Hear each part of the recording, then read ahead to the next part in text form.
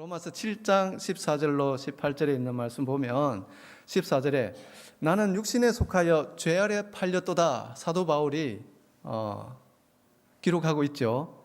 나는 육신에 속하여 죄 아래 팔렸다.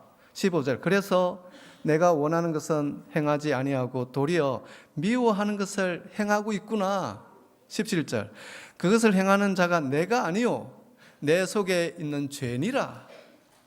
죄가 내 속에 있는데 내 속에 있는 죄가 내가 원하지 않는 것을 행하고 있더라 이 말입니다.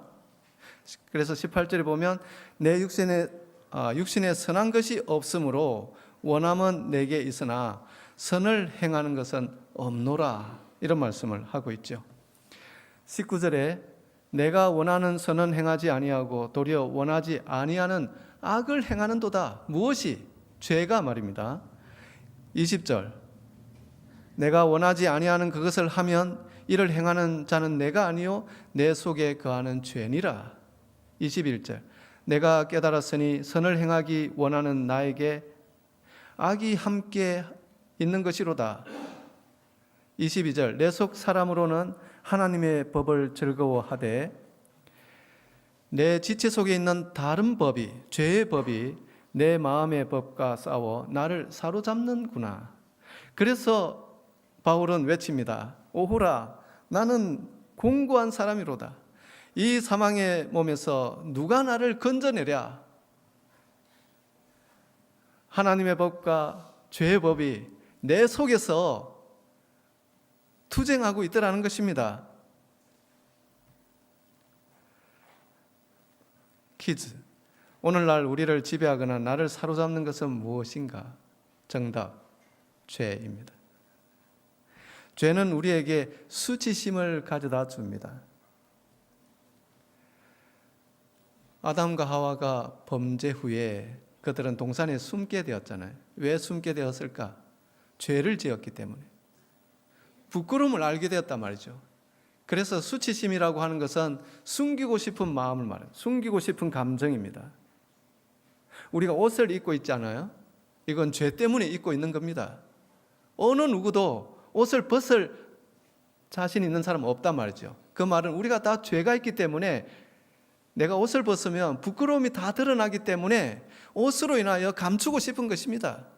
나의 속에는 근본적으로 죄라고 하는 것들이 있어서 그게 수치심으로 작용해서 내가 옷을 입는 것입니다. 수치심은 부끄러움인 것입니다. 숨기고 싶은 감정인 것입니다. 오늘날 우리에게 수치심을 이루는 것은 내면의 상처라고 정의하고 싶습니다. 수치심은 내면의 상처 덩어리인 것입니다. 내면의 공부를 하다 보면 그래서 죄로 인해서 우리가 수치심을 갖게 되고 이 수치심으로 인해서 우리가 부끄러움을 알게 되고 가리게 되는데요. 나의 심리적인 나의 모습에 있어서도 나의 심리적인 상처로 인하여 가리고 싶은 것입니다. 이게 바로 수치심입니다. 수치심을 이루는 요인들이 이렇게 많이 있습니다.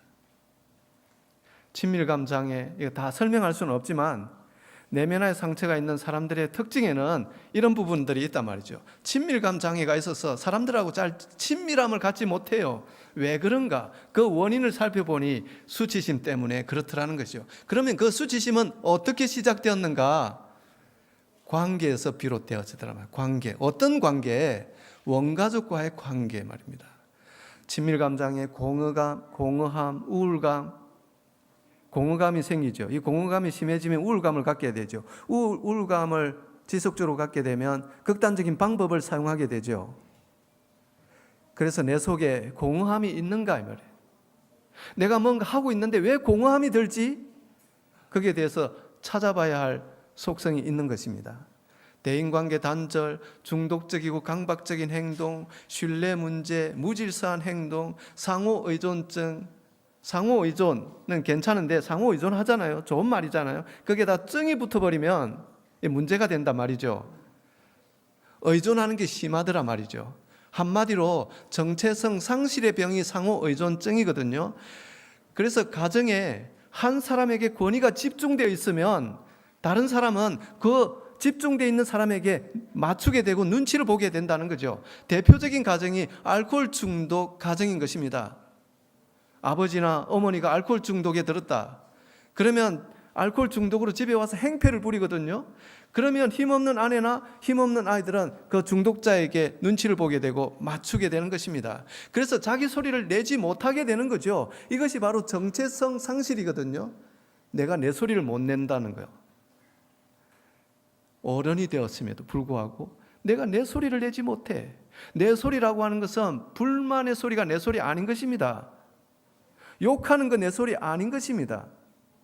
합리적이고 객관적이면서 당당하게 내가 말할 수 있는 권리를 찾아서 말하는 것이 내 소리인 것입니다. 상대방 때문에 내 소리를 내지 못하는 것입니다. 이게 상호 의존증인 것입니다. 이게 어디 있냐고요? 사람들에게 많이 있는 것입니다. 교인들에게는 없을까요?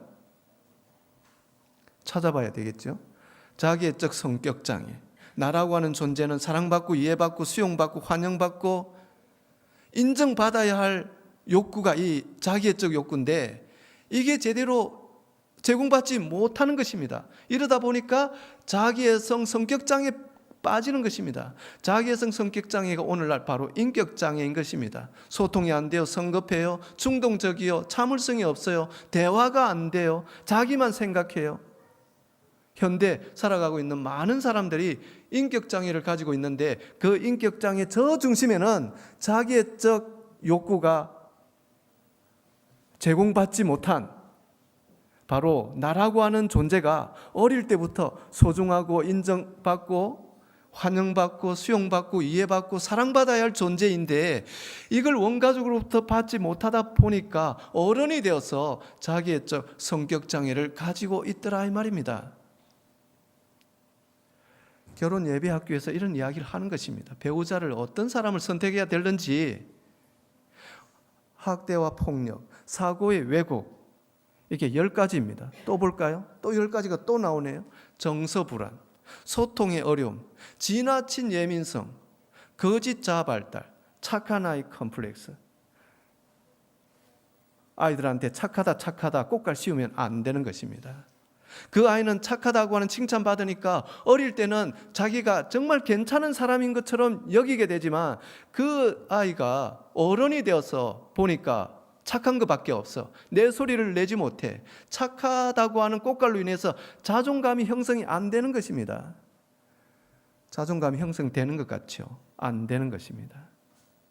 그래서 착한 아이 컴플렉스, 좋은 사람 컴플렉스 이런 게 빠지는 것입니다.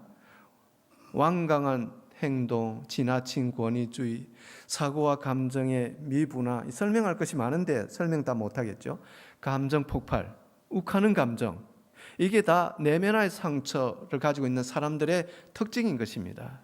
우리가 좋을 때는 다 좋아요. 교회에서 다 좋은 모습 나타냅니다.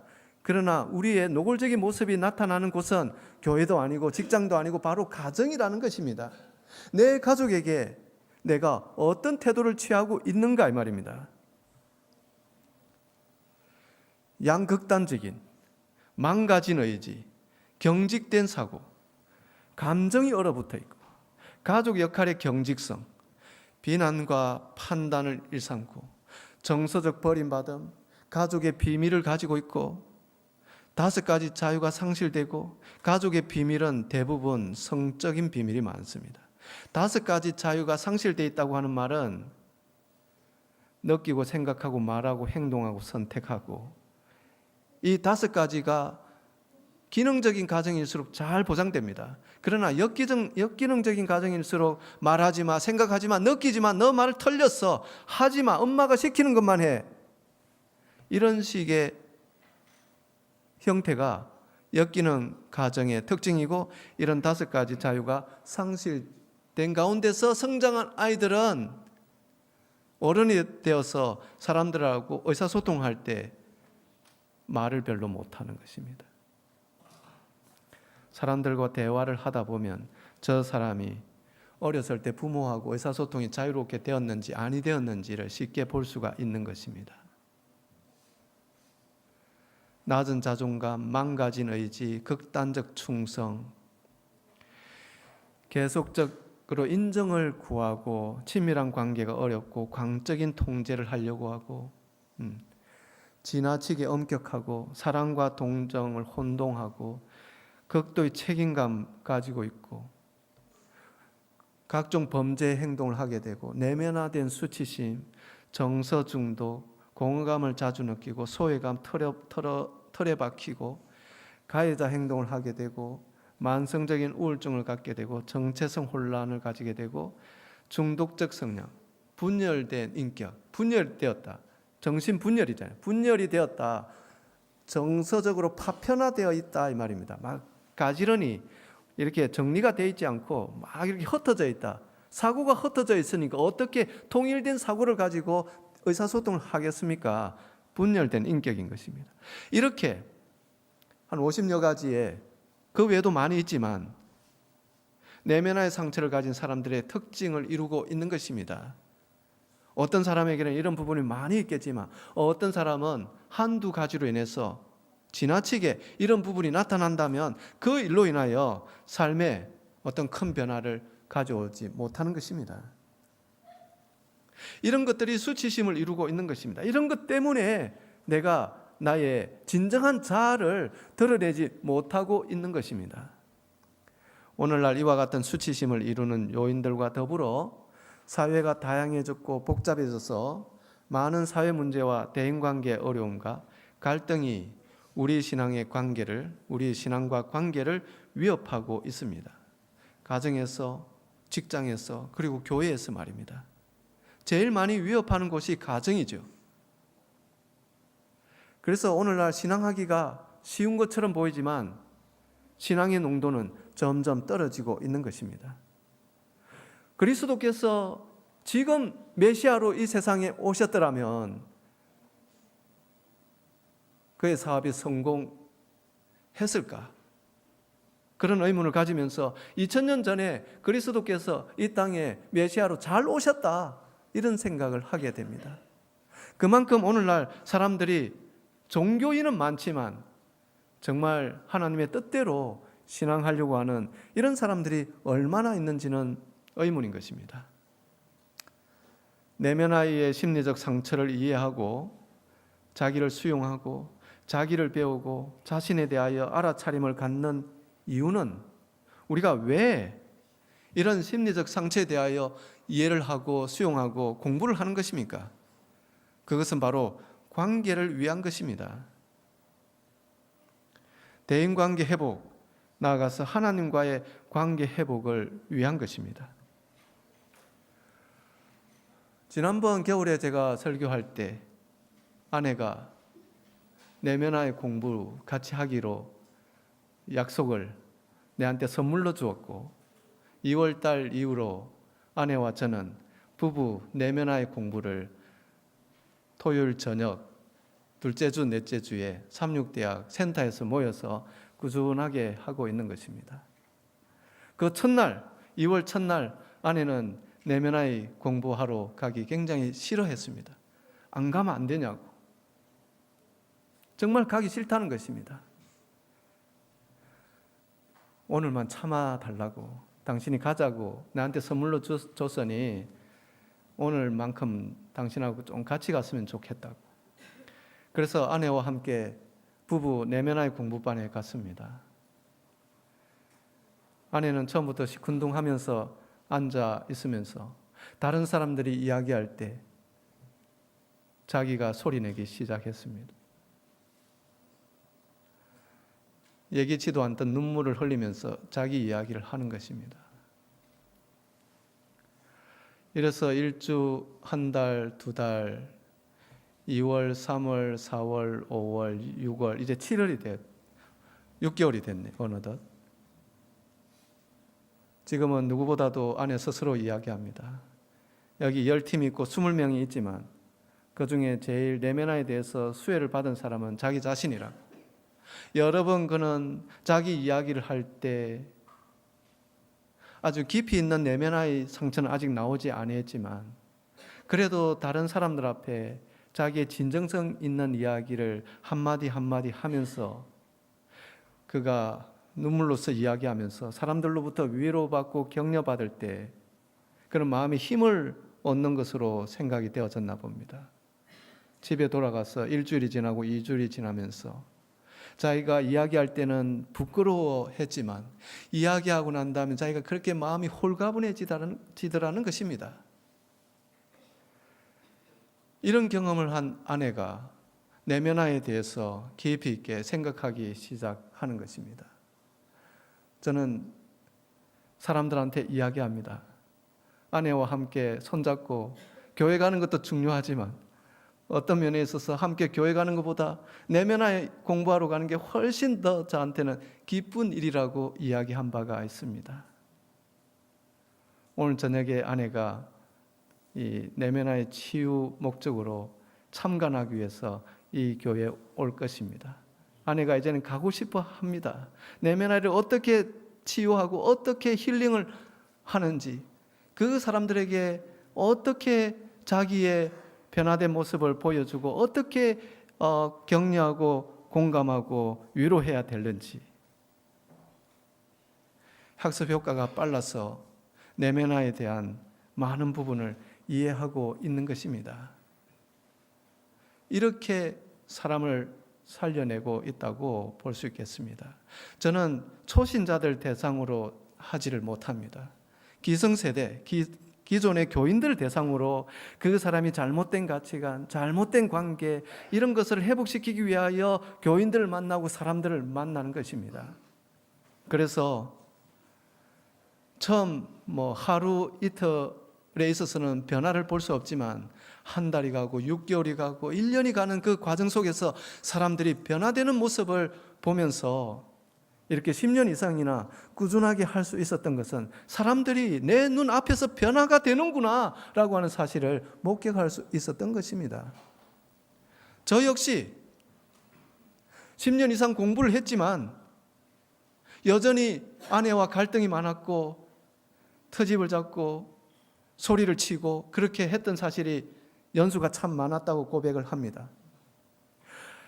저도 아내한테 고백합니다. 내가 10년 이상 내면화에 대해서 이야기하지만 내가 당신한테 좀 변화되었다라고 하는 것은 지금으로부터 불과 3, 4년에 불과하다, 그런 이야기를 했습니다. 아내도 인정합니다. 맞아, 당신이 내한테 변화된 모습을 보여준 것은 불과 3, 4년에 불과해. 3, 4년의 경험을 하기 위하여 10년이라고 하는 세월을 보낼 수 있었던 것입니다. 여기 한 이야기가 있습니다. 어느 어머니가 내면화의 공부를 하고 있었죠. 어느 날 상담 공부를 하고 있는 엄마에게 어린 딸이 자신도 상담받고 싶다고 초등학교 5학년 딸을 데리고 센터에 왔습니다. 엄마는 딸이 학교에서 친구 관계가 잘 맺지 못하고 대인관계 자신감이 없고 불안감을 갖고 있어서 데리고 왔습니다. 딸의 이야기를 들어보니 자신이 어렸을 때 부모님이 자주 싸우셨던 것입니다. 싸우는 날이면 언제나 무서웠고 두려웠던 거죠. 그런데 부모가 싸우는 날이면 엄마는 집을 나가셨고 늦게까지 집에 들어오지 않았습니다. 딸은 엄마가 집을 나가시는 날이면 들어오지 않을까, 멀리 달아나지는 않을까, 안 오면 어떻게 하지? 이런 불안감이 어린 시절부터 가지고 있었던 거죠. 이런 일의 반복으로 딸의 마음에는 무섭고 두려워서 겁먹은 아이, 그리고 불안감을 가진 내면 아이의 상처를 갖게 되었던 것입니다. 자존감을 가질 수 없었던 것이죠. 가정에서 딸아이는 무서움과 불안함이 엄마와의 건강하지 못한 관계로 형성되었습니다. 학교에서는 낮은 자존감, 사회성의 결핍, 대인관계 어려움으로 이어졌던 것이죠. 그가 친구들하고 놀기 싫었을까요? 놀고 싶고 대화하고 싶었지만 속에서 용기가 나지 않는 것입니다. 자존감이 높아지지 못했던 것입니다. 왜냐하면 엄마가 자주 싸웠고 싸울 때마다 집을 나가셨고 아버지는 자기한테 호통을 쳤고 엄마는 돌아오지 아니하시고, 이런 것들이 그 어린 아이의 마음 가운데 불안감, 이런 것들이 꽉 자리 잡고 있다 보니까 자존감은 높아질 수가 없었던 것입니다. 이런 아이가 어떻게 건강한 자기 애를 가질 수 있겠습니까? 이런 아이가 어떻게 학교에서 대인관계 원만하게 이루어질 수 있겠습니까?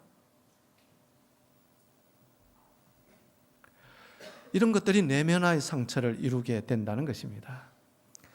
결국 엄마는 딸에 대한 이해와 수용으로 딸아이의 마음을 회복시켜 주었습니다.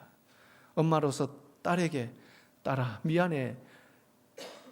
오늘 상담을 통해서 남편하고 싸울 때마다 집을 나갔지만 내 딸이 이렇게 불안감을 갖게 될 줄은 그날 처음 알게 되었다는 것입니다.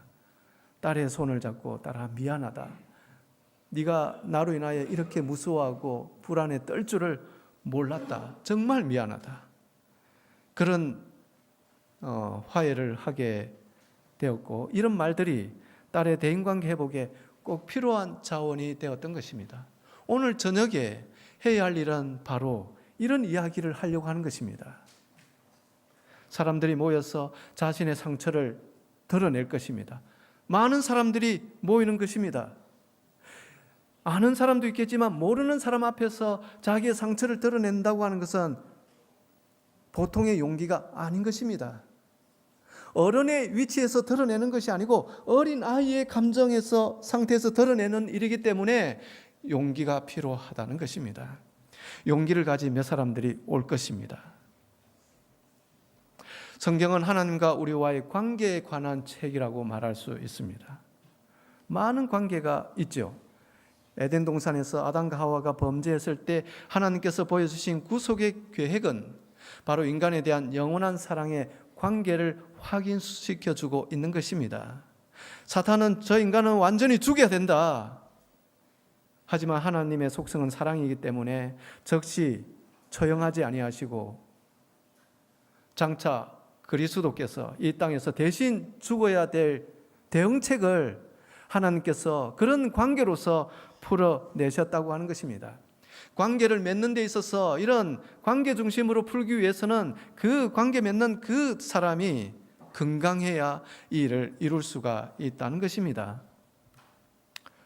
구약 성경에서 하나님께서 야곱과의 관계를 맺어주고 계시죠.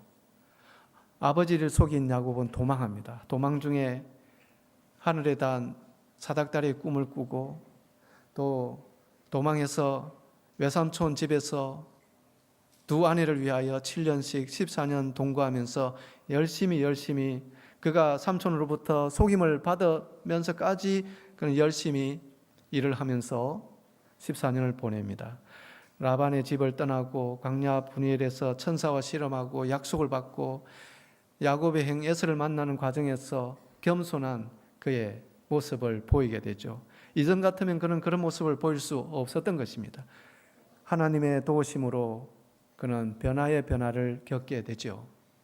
신약 성경에서 대표적인 관계 이야기가 있다면 이런 아들을 되찾은 아버지의 비유라고 볼 수 있겠습니다.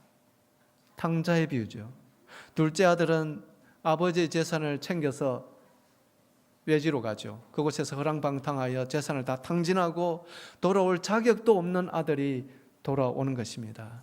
아버지는 그를 꾸짖어야 되는데, 비난해야 되는데, 내쫓아야 되는데 아버지는 그를 회복시켜 주고 있는 것이죠. 성경의 이야기들은 하나님께서 우리에게 관계를 맺고 그 관계를 주도하시는 모습을 보여주고 있습니다. 우리의 인간관계는 어떨까요? 우리의 인간관계는 어떻게 시작됩니까? 가족은 처음으로 관계를 경험하는 곳입니다. 우리의 관계는 가정에서부터 시작되곤 합니다. 아이는 부모의 눈이라는 거울을 통해서 자신을 보고 자신을 배우죠. 내가 사랑받는 아들이다, 내가 사랑받는 딸이다 라고 하는 것은 엄마가 그를 어떤 눈동자를 가지고 보느냐에 따라서 달린 것입니다. 가족 안에서 정서적 친밀감이 무엇인지 부모를 통해서 배우죠. 부모가 자주 싸운다. 그 아이는 정서적 안정감을 가질래야 가질 수가 없는 것입니다. 우리의 실체는 처음부터 이렇게 관계에 의해서 형성되는 것이죠. 우리는 나이기 전에 우리는 우리입니다. 우리의 나됨은 우리됨에서 시작된다는 거요. 그래서 건강한 나됨을 갖기 위해서는 건강한 우리됨이 필요하다는 것입니다. 그 건강한 우리됨이라고 하는 것은 바로 부모와 나와의 관계인 것입니다. 아이에게 있어서 주 대상은 부모인 것입니다. 그런데 어떤 아이에게는 주 대상이 있음에도 불구하고 중간 대상이 있더라 이 말입니다. 중간 대상은 무엇이냐? 이 중간 대상은 아이가 주 대상이 만족스럽지 못할 때 중간 대상을 갖는 것입니다. 우리 첫째 아이가 가만히 보니까 중간 대상을 가지고 있었더라는 것입니다. 그 중간 대상이 무엇이냐? 부모를 대신하는 대상이 있는데 그 대상이 바로 담요요, 이불이요, 베개요, 인형이요, 손가락이요. 아이들은 애정 결핍이라고 하는 신호를 보내죠. 주 대상이 마음에 들지 않기 때문에 그렇습니다. 주 대상이 안정감을 주지 않기 때문에 그 아이는 중간 대상을 가질 수밖에 없는 것입니다. 아이는 밥을 먹을 때마다 베개를 들고 옵니다. 내가 베개를 냄새 맡으면 아주 냄새가 고약합니다. 빨아주고 싶어도 빨지 못하게 하는 것입니다. 버리고 싶어도 버리지 못하게 하는 것입니다. 그에게는 그것이 있어야만이 정서적 안정감을 누릴 수 있는 순간이기 때문에 버릴 수가 없는 것입니다. 첫째 아이가 왜 그랬을까? 목회를 할 때 그 아이는 참 많이 맞았습니다. 교회에서 떠들거나 뛰는 동작이 보이면 엄마는 그를 데리고 화장실로 갑니다. 그곳에서 맞아야 했습니다. 그래서 첫째 아이에게 있어서 엄마는 무서운 존재인 것입니다. 이런 것들이 어찌 엄마로부터 정서적 안정감을 얻을 수 있겠습니까? 그러니 베개를 가까이 할 수밖에 없었던 거죠. 우리는 그때 너무 무지했던 거죠. 이런 걸 배우지 못했기 때문에. 성경 안에, 신앙 안에서 성경만 배우고 있었죠. 우리의 관계는 심리적인 관계가 이미 형성되었는데 심리적인 관계는 아랑곳하지 아니하고 성경으로만, 교리로만 아이를 지배하고 있었던 것입니다. 아이와 우리는 건강한 우리됨이 되지 못했던 것입니다. 그런 첫째 아이가 지속적으로 청소년기가 되면서 반항기가 나타나는 것입니다. 우리됨이 그만큼 중요하다는 것입니다. 따라서 대부분 우리 자신의 심리적 상처는 망가진 우리됨에서 비롯된다고요. 마찬가지로 우리 자신의 영적 상처는 망가진 하나님과의 관계에서 비롯되는 것입니다. 우리의 영적 상처는 내가 하나님 앞에 얼마나 올바르게 서 있는지 그것이 잣대인 것입니다. 다른 무엇이 없는 것입니다. 인간관계에서 비롯되는 것은 나의 심리적 차원에서 살펴볼 수 있지만 나의 영적인 차원은 내가 11조를 잘 내고 감사헌금을 잘 내고 안식일을 잘 지키고 그게 기준이 아닌 것입니다. 나의 신앙적인 차원은 하나님과의 바른 관계 이것입니다. 망가진 하나님 관계에서 나의 영적 상처도 동반된다는 것입니다. 따라서 우리가 그리스도인인데 영적 관계와 심리적 관계를 절대 등한히 할 수 없는 것입니다. 우리가 등한히 하기 쉬운 것이 있다면 바로 심리적인 부분들일 것입니다. 왜냐하면 이런 부분에 대하여 우리가 너무 무지하기 때문에 그렇습니다. 나의 관계는, 나의 가치관은, 나의 정서는 태어나면서부터 심리적인 관계로 형성되어 있는데도 불구하고 심리적인 관계에 대한 배움을 우리는 너무너무 하지 아니했다는 것입니다. 학교 다닐 때 누가 우리에게 심리적인 관계에 대하여 알려주곤 하였습니까? 우리에게는 외로움과 우울감, 소외감, 낮은 자존감, 분노와 짜증, 적대감 많은 것들이 있죠. 이게 다 내면의 상처인 것입니다. 이런 것들 아직도 간직하고 있고 치유받지 못한 가운데 있더라는 것입니다. 내면의 저자, 상처받은 내면의 치유라는 책을 펴낸 존 브래드쇼. 그는 알코올 중독으로 1965년 12월에 오스틴 주립병원에 입원하게 되었습니다. AA 12단계, 알코올 중독자 치유 12단계인 것입니다. 이 프로그램에 그는 보내졌습니다. 그는 그곳에서 자신의 무력감을 인정하고 하나님께 순복해야만 했습니다. 그는 신앙을 잘 하였고 신부가 되기 위하여 신학교에서 공부하던 그런 사람이었습니다.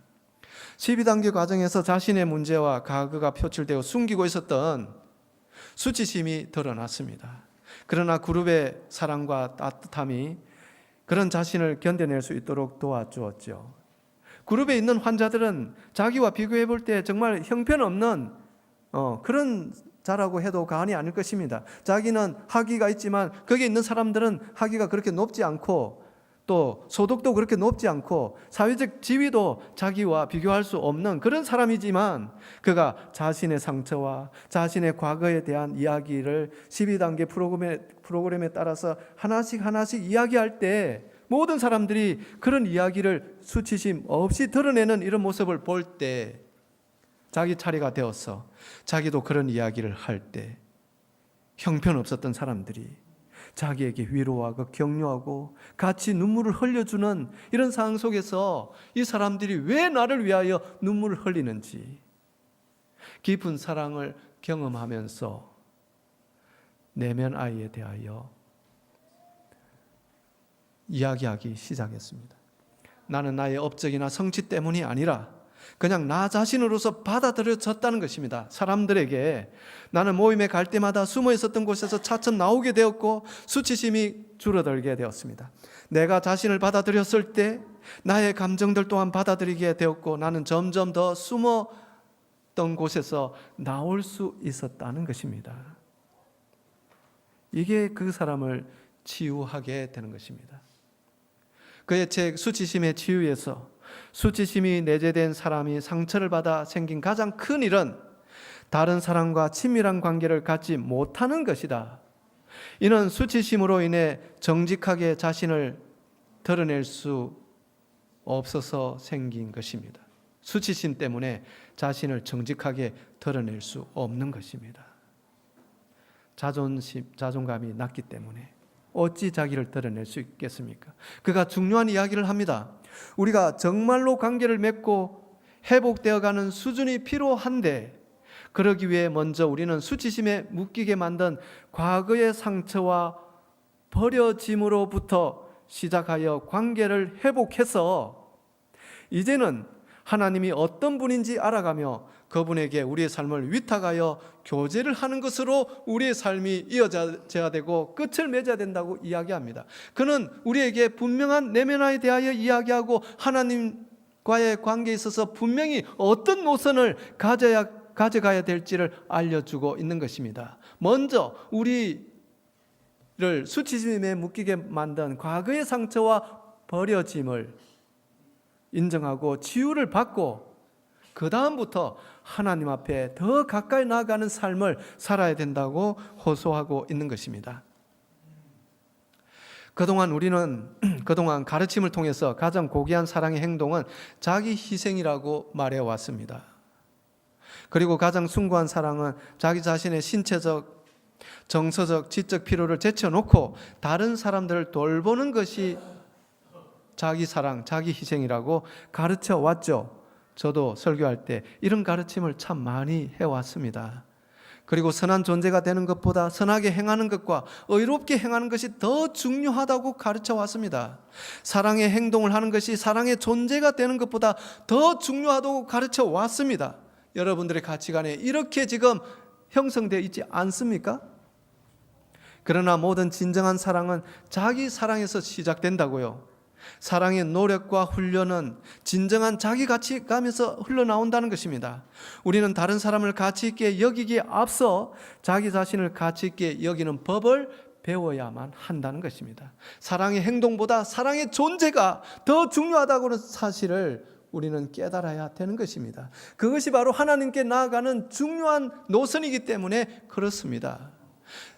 자기의 사랑의 존재도 보살피지 아니하고 그냥 남을 돕는 것으로 하는 것에는 한계가 있을 수 있다는 것입니다.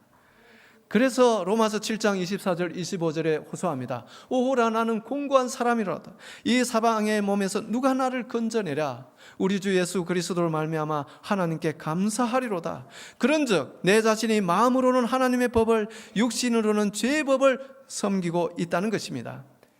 그리스도 예수 안에 있는 생명의 성령의 법이 죄와 사망의 법에서 나를 온전히 해방시킬 수 있다고 하는 사도 바울의 증언은 오늘날 우리가 가지고 있는 수치심을 하나님 앞에 내어놓고 또 사람들로부터 위로받는 상황 속에서 치유함을 받고 하나님 앞에 나아가는 이런 노선이 우리의 신앙에 있어서 얼마나 중요한 노선인지를 알려주는 대목이라고 볼 수 있습니다.